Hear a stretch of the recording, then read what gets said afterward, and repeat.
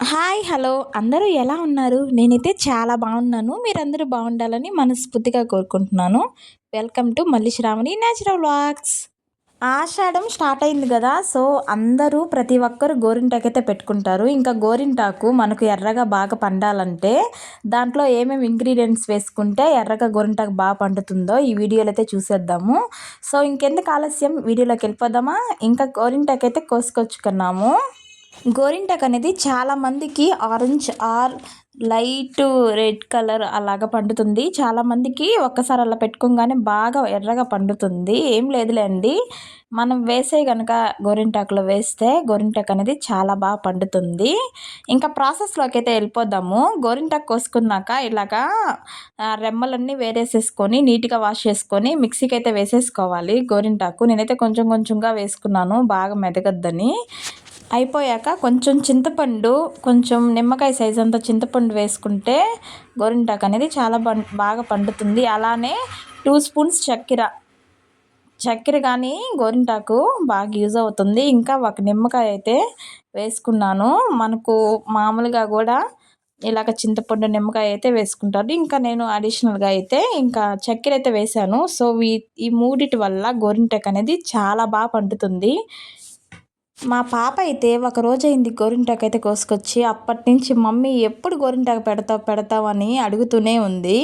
ఇంకా ఈరోజు నైట్ అయితే ఖచ్చితంగా పెట్టేస్తాను అని చెప్పని ప్రాసెస్ అయితే స్టార్ట్ చేసేసాను. చూసారు కదా, ఇంకా ప్రాసెస్ అంతా అయిపోయింది. ఇలాగ మెత్తగా గ్రైండ్ చేసేసుకున్నాక ఇంకా గోరింటాకు అనేది పెట్టుకోవడమేను. నేను ఇంకా ఈవినింగ్ అయితే ఇట్లాగా మిక్సీకి అయితే వేసాను. ఇంకా నైటే కదా పెట్టుకుంటాము, అప్పుడైతేనే బాగా పండుద్ది అని చెప్పని ఇంకా పక్కనైతే పెట్టేసాం. నైట్ చూసే లోపల ఇలా అయితే అయింది. అంటే మనం నిమ్మకాయ అన్నీ వేసాం కదా, సో అందుకని ఇంకా పెట్టేటప్పుడు ఇట్లాగా పెడదాం అని చెప్పని వేసాను. కానీ అలా వేసి పెట్టేటప్పుడు కొబ్బరి నూనె అయితే పూసాను. అలా అయితేనే బాగా పండుతుంది అని చెప్పని. మామూలుగా అయితే కోన్ డిజైన్ల కంటే గోరింటాకు అనేది మామూలుగా నార్మల్గా పెట్టుకుంటేనే బాగుంటుంది. నాకైతే అలానే నచ్చుతుంది. ఇంకా మా పాప అయితే నాకు ఇలానే పెట్టు అని చెప్పని ఉండట్లేదు, కదిలాడుతూనే ఉంది. ఇంకా ఎలాగోలా మా పాపకైతేనే పెట్టాను. ఇంకా మా చిన్నోడు కానీ అయితే అసలు వదలలేదు, ఇంకా నాకు పెట్టమన్నాడు. ఇంకా వాడికి ఒక చుక్కలాగా పెట్టాను. ఇంకా నేనైతే పెట్టుకుందామని స్టార్ట్ చేశాను. నేనైతే ఒక చేతికే పెట్టుకున్నాను, ఎందుకంటే అది చూసారు పని చేసుకోవాలి కదా, ఇంకా పిల్లలు వీళ్ళని చూసుకుంటూ చేసుకోవాలని ఒక చేతికి పెట్టాను. ఇదైతే మా పాప చెయ్య. ఇంకా నేను పెట్టేటప్పుడే చూడండి నా చెయ్యి అయితే ఎలా పండిపోయిందో. స్వీటీ అయితే కరెక్ట్గా కాసేపే ఉంచుకుంది. అస్సలకి ఆరెంజ్ కలర్లో అయితే పండింది. కాసేపే అట్టు పెట్టింది, అట్టు తీసేసింది. అసలుకి అదంటది ఇదంటది, నీకు కాసేపు ఉంచుకుంటా అంటది, మళ్ళీ వద్దంటది. ఇంకా నైట్ కదా, నిద్రపోయే టైం అయిపోయింది కదా, అందుకని ఇంకా గోరింటాకైతే తీసేసాను.